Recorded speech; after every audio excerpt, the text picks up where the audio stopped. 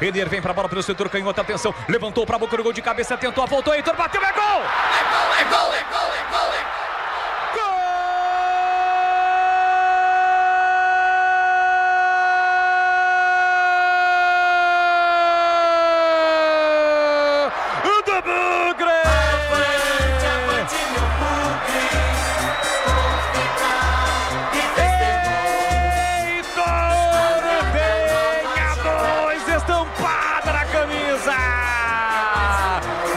De escanteio, ela foi descendo na primeira trave, sobrou limpa para Heitor, uma bomba sem deixar a bola cair, um sem pulo espetacular, afundando Jefferson Paulino para empatar o jogo, um jogo maluco no brinco, avante, avante, avante, avante, avante, avante Mugrão, Heitor empata o jogo no brinco, recoloca a esperança no coração do torcedor bugrino da virada.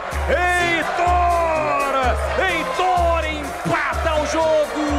Verde e branco, as cores da paixão, verde e branco, as cores do Bugrão. Olha a galera vibrando, olha o povão festejando, balançou a rede, é gol do Guarani. Heitor, 44 minutos de bola rolando no segundo tempo, solta o grito, grita comigo, galera bugrina. Tá registrado no brinco. Guarani 3, Ituano também 3. Jefferson Paulino não chora não, goleiro, a bola dorme no fundo da sua rede.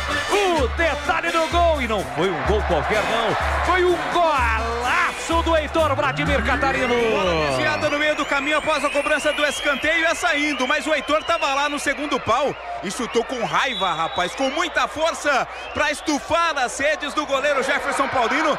Teremos 7 de acréscimo, dá tempo ainda, Bola.